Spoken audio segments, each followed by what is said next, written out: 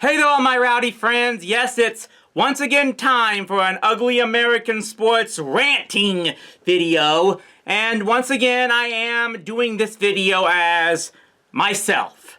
None of the Ugly American Sports fans characters, not even as the Rowdy C character. Just me up front with you guys, because this is once again something, a real life situation in the sports world that I feel needs to be brought up. Especially as right now I am scrambling, as it were, to find any ideas for videos to keep making sure I'm regularly posting new ones for you at a time when I am actually don't have as much time as possible to make them because of other personal issues I'm dealing with. So I'll just jump at any opportunity I have to make one for you. I should point out that while this video will likely be posted publicly around the start of March, I am recording it right now just a little more than 24 hours after the NBA All-Star Game, which, because among other things, that's probably why the idea for this video became so fresh in my head, and I want to be able to put it out there while it is still fresh. Of course, if you're on Patreon, you'll probably get this video sooner before everyone else.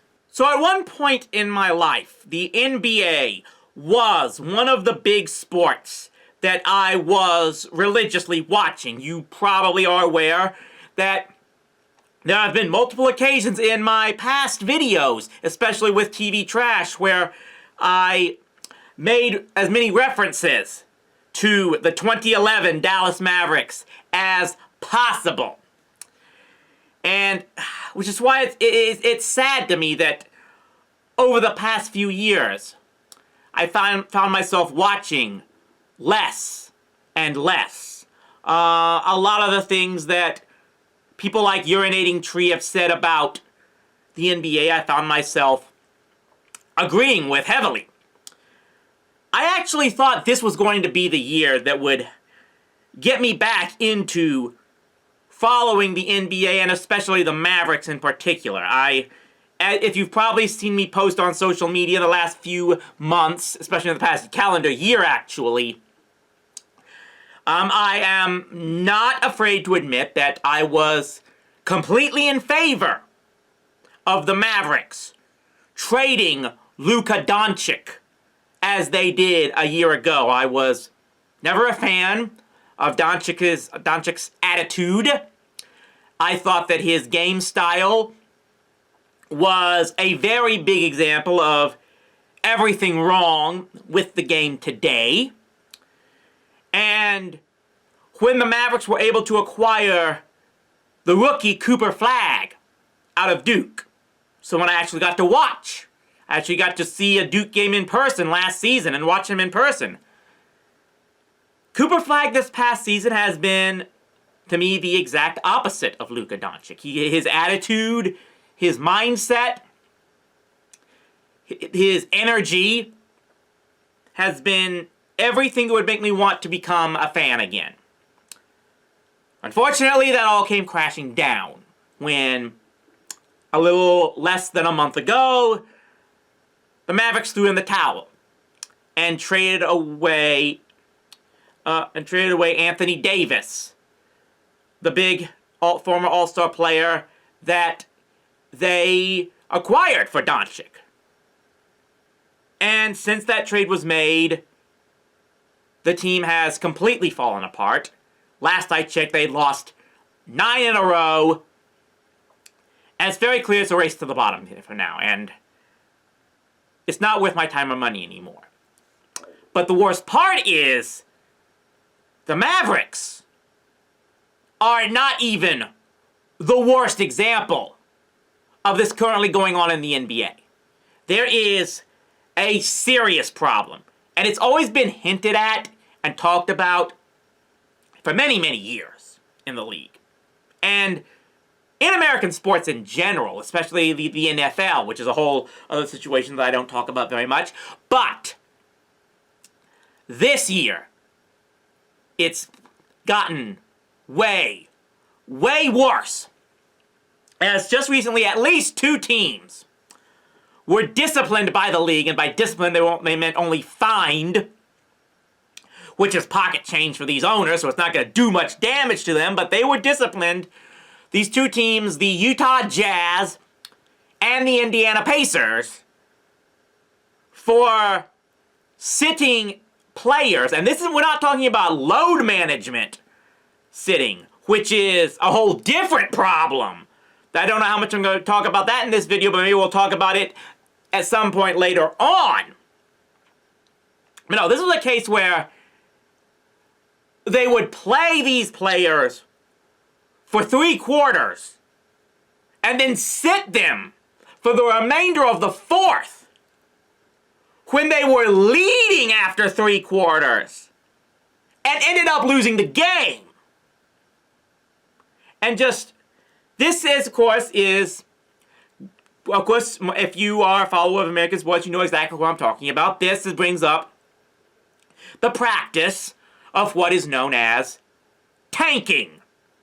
The belief that these teams are intentionally losing games on purpose in order to try and secure a better chance at a draft pick in the upcoming draft.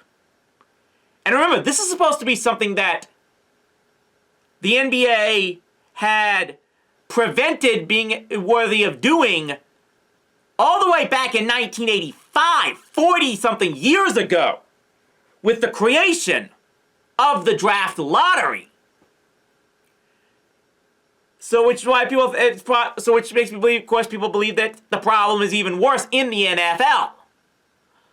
But, and of course, this is a highly polarizing and debating topic on the line, especially with many of the main media pundits, which maybe I'm trying to make myself into one. Probably won't succeed in doing so with these videos.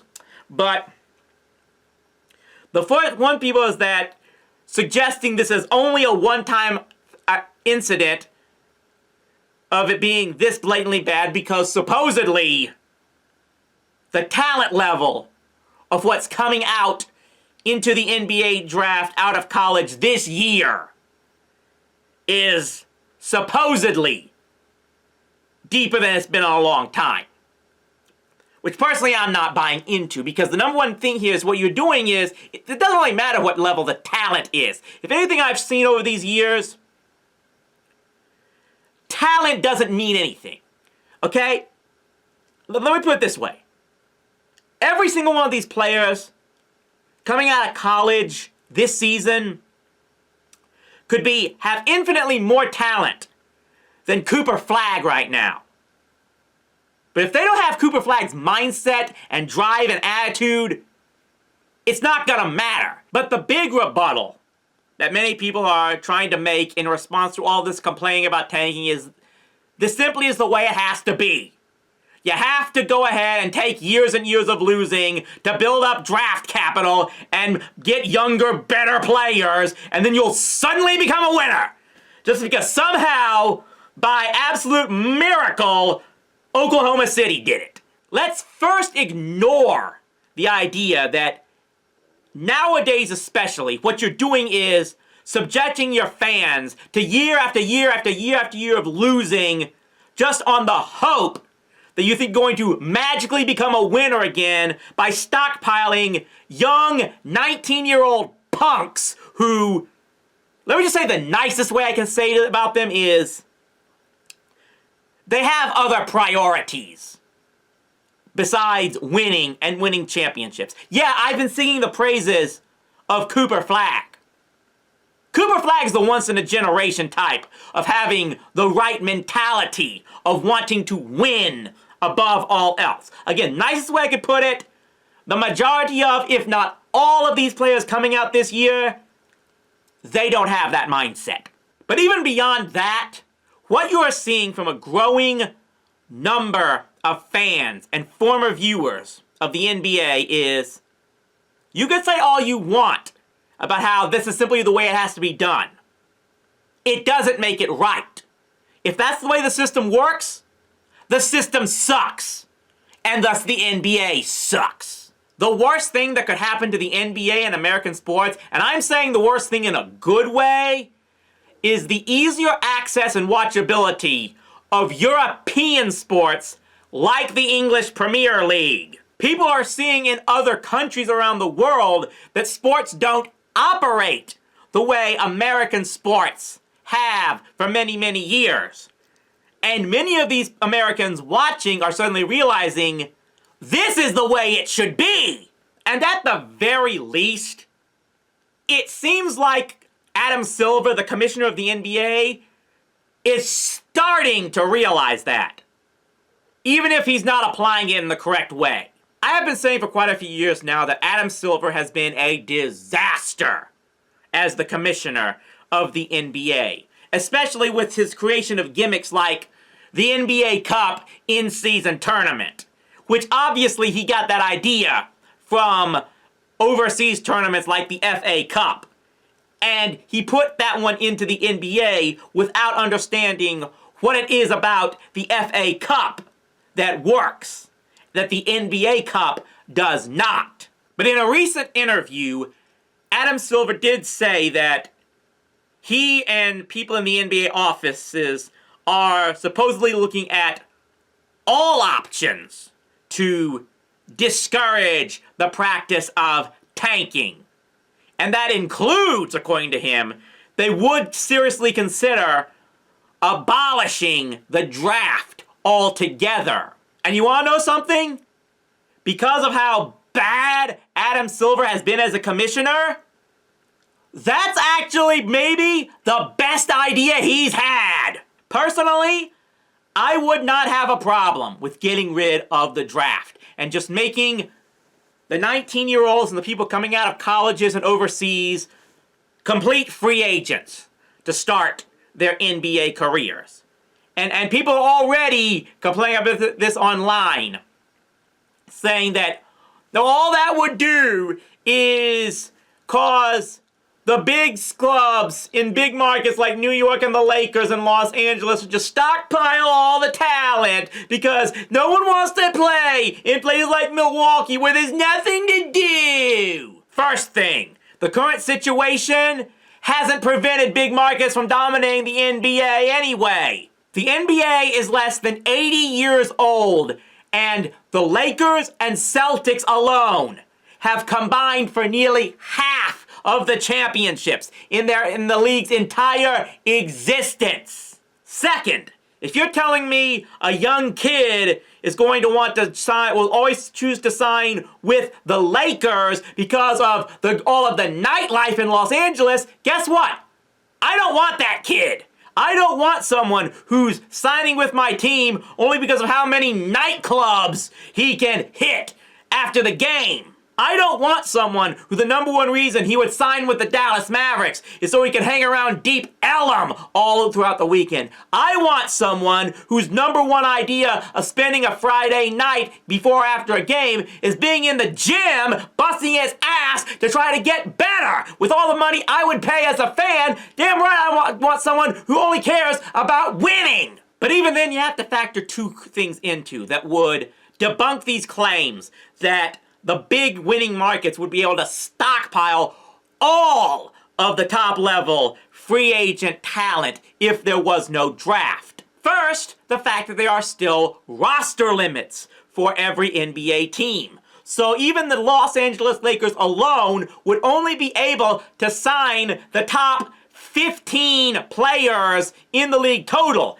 let alone the top 15 best young players, and that's assuming they would cut everyone else who is already on their roster. Which brings up the second part, the salary cap. With the NBA having a cap, generally, the bigger markets and the ones who are winning regularly are the ones who are going to have the least amount of cap space. And the lesser teams are usually have the most cap space. So what you would have there is if a kid coming out of college is immediately a free agent and has his choice of what team he's going to want to sign in, he's going to have to make a decision. Is he going to get the most money or the team that wins the most likely? And that's a good choice to have to make him have to make. And there's one thing above all else that really could still give the smaller markets, and in particularly the struggling teams, more of an advantage towards signing these young players. All you have to do is add in the stipulation that any team can sign any player, and especially any rookie, but only once their season, that NBA team's season, has concluded. What this would do is the teams that don't make the playoffs every season will get first crack, first shot at signing these young kids out of college once the playoffs begin in mid to late April. Once every team is eliminated from the playoffs, they get to join that pool of teams that can sign rookie free agents. So the two teams that make it all the way to the NBA Finals will be the absolute last teams that can go after young rookie talent. So you would still have, if you don't make the playoffs, would still have the first opportunity. But at the same time, you would have to actually work to convince these players to sign, and you would be in competition, direct competition with all of your compatriots of all the other teams, especially the ones that didn't make the playoffs, to make those successful pitches to that free agent talent. And keep in mind, this is the compromise I'm proposing. There is actually something else, something other that the NBA should really consider, that for my money is the only one thing they could absolutely do to make the NBA an actual legit sport with some actual integrity to it. Something else that those European teams do. I think you all know what that is, if you have any idea how those European leagues operate. But I'm gonna save that for a later video, later on down the line, because I gotta keep making content for you guys.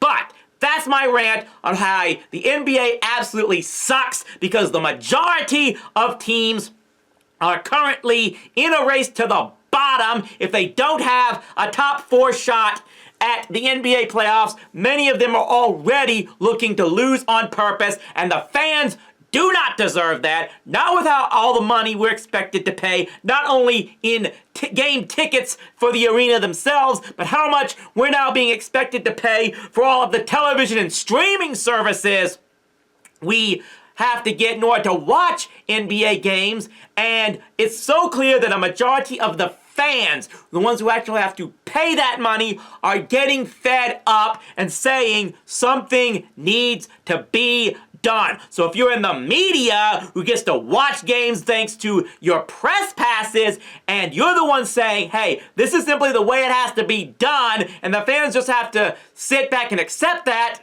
guess what? They don't have to, because they're the ones paying. And if they continue to tell the NBA that they're fed up with it by dwindling attendance numbers, remember, these past 2 years, the NBA Finals has drawn fewer ratings than the World Series has, which is something I didn't think was ever going to happen again, and I'm saying that as a baseball guy. So if the fans continue to make it clear with their dollars and their dwindling viewership numbers, the message has to be made clear that the NBA has to do something drastic and severe to cause tanking to stop. Stay rowdy, my friends!